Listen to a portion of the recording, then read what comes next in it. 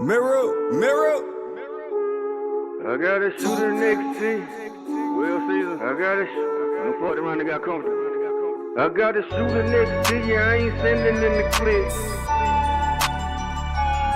I got a shooter next to you.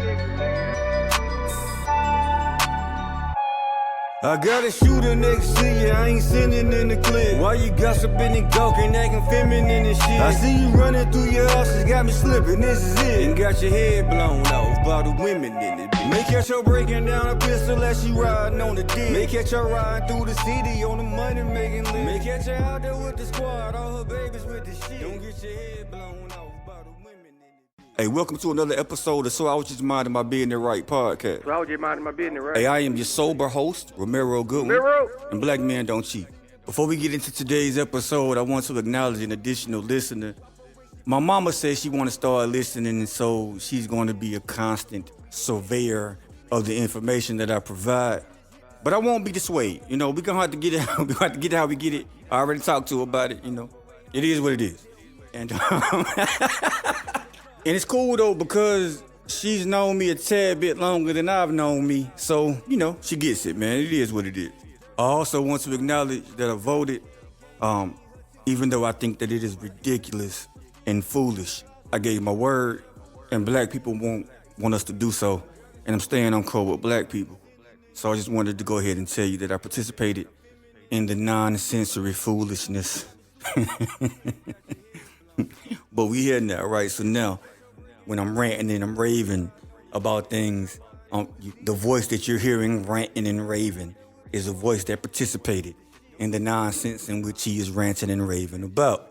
But please understand, I will not do this again. And when I say this, I don't mean voting. I mean going against my core principles for black people, because I do believe black people sometimes are just misinformed. I do believe that we are wrong and misguided in our efforts. And we do so simply based upon public pressure, like they fearmonger us to do something. And so this is just unintelligent. Now, I'm not gonna tell you who I voted for, it's none of your business.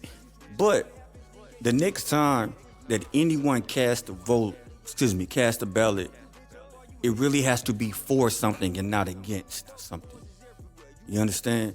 I think this is a new concept.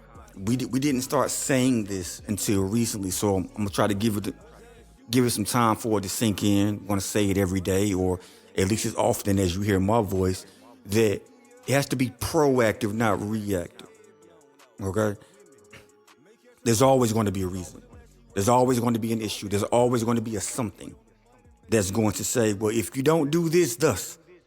Nah, man. We do this because we do this for, right? Because when it's all said and done, they are gaining by our participation. We have to gain by our participation. Makes sense, right? Good. All right, so look, I am a researcher, I am a sharer, I am a spreader of information. And so today's information is a stock tip, right? So Dr. Boyce Watkins, who's an economist, he's a black economist that I look into and follow his pages, has said that he's, based upon his research, that he's now adding Citigroup to his stock portfolio. I'm spreading the information, not saying what you should or should not do. Just know that I've added Citigroup as well. This is not advice, by the way. I'm just sharing information that I have. If it applies to you, cool. If it doesn't, eat the fish, spit out the bones. Granddad taught me that. Man, look at me, man. On the first episode that my mama listening to, I'm quoting Granddad and I'm giving out stock tips. Look at That is hilarious. That is hilarious, by the way. But I do want to talk about why I started buying stock in the first place, right? Right, it wasn't nothing special. It wasn't because I had the insight of how to make passive money while I'm sleeping. It wasn't nothing that deep. I was working at this garbage ass company, and the company would work us seemingly to death, like mandatory overtime. I was throwing tires, right? And we had to come in for overtime. It was a long way away from where I stayed. The money wasn't nothing to talk about. And I felt trapped. Like I felt like I had to be there, right? So my way of having some kind of pride about me being slaves, I guess is the best way to put it, was I went and bought a couple shares of stock in the company that I was working for, right? That way, in my mind, I told myself, every time I get up and go to work, even if they working me, I own part of the company. And so I'm working for myself in some sort of way. I benefit more than just this raggedy paycheck. And so, cool. What ended up happening, though, was that I got fired from that spot. and the shares of stock that I bought made me feel even better now that they fired me. I would just laugh and chuckle to myself. I would be like, ha ha ha ha ha. Those peasants over there are still working for me. And by peasants, I was really talking about the little raggedy ass supervisors who, for whatever reason, because they got promoted higher than somebody else that was on the floor, had a little superiority complex, like they're like they are better off than the people that they are speaking to. Now, check this out. I personally didn't have a pot to piss in when I'm calling them peasants. I'm just talking cash shit because I I got fired. I got fired from the job. But from that day, though, every job that I ever worked for, right, if it was a publicly traded company, I will buy a couple shares of stock in, right?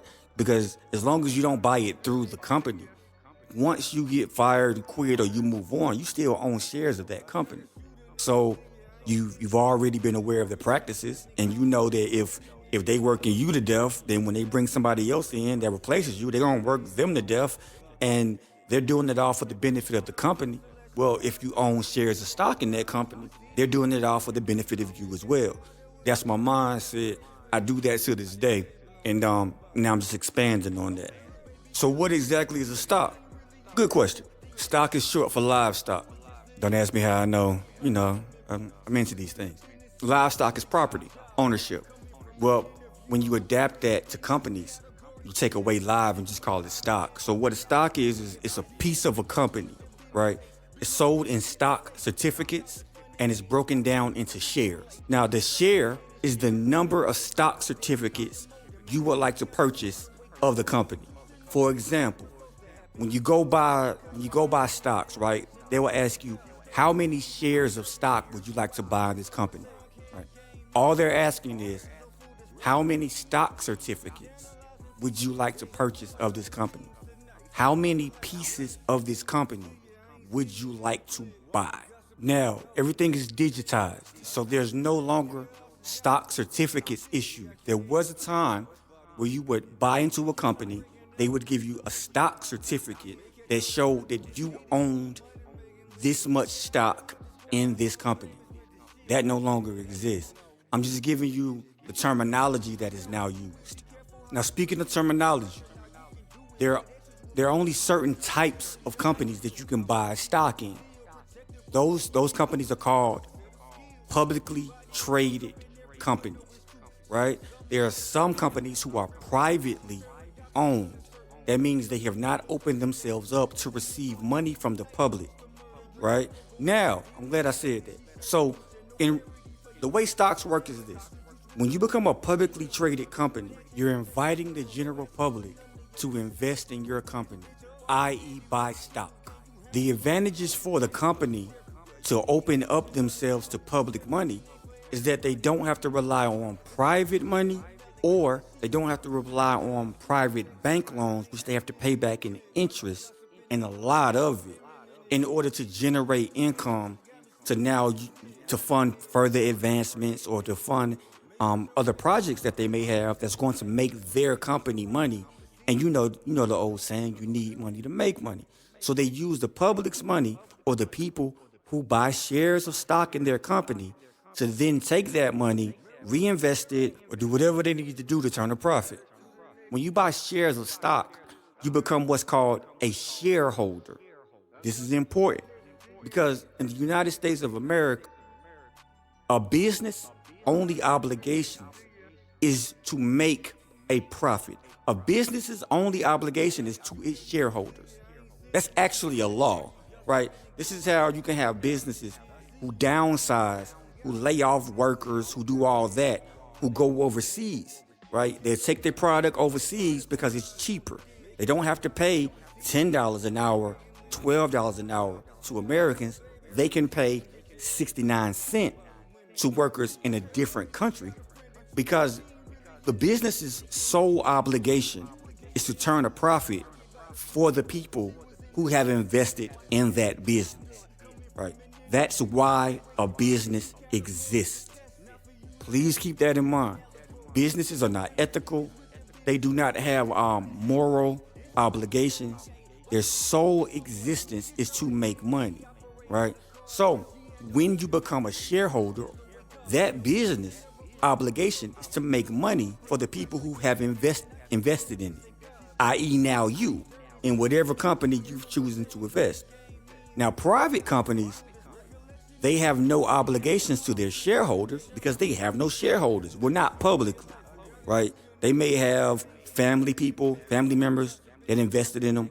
They may have a bank that they owe a loan to, but they have no obligation to the shareholders themselves, okay? All right, look, I'm gonna have to wrap this up because I just got some bad information from a friend of mine. So, recapping. Damn, man. All right. So recapping. Buying shares of stock is purchasing into the stock. Okay. Purchasing into the I apologize. Buying shares of stock is purchasing into the company, right? So you will see something that says, so before I go, the pricing, right? So you will see, right now I just looked at Bank of America. So a share of Bank of America stock is $24 right now, all right? So if you want to purchase one portion of the company, it will be $24 for you to do so. Now, depending on how good or bad the business of Bank of America conducts today will be, I'm gonna have to hurry this up. So one share of stock may be $24. That's just how much it costs for you to purchase into the company. If you buy multiple shares of stock, it'll be for Bank of America's sake, it'd be $24 times how many portions of the company you would like to invest in. That's going to fluctuate. It's going to go up and down based upon how well that company is doing that day, and that's determined by a whole another set of variables. But you can make money and you can lose money. So if the Bank of America stock is doing well, tomorrow it may be $28 a share. And at any given point in time, you can sell your shares of stock back to the company and they will buy it at the value that it currently stands. So if you bought it at $24 and then the next day it is $30, you've made $6 per share, right? If you buy it at $24 and the next day it is $16, you've lost money on that share. Typically what happens is people see companies starting to lose money and they get nervous based upon how much money they've invested in.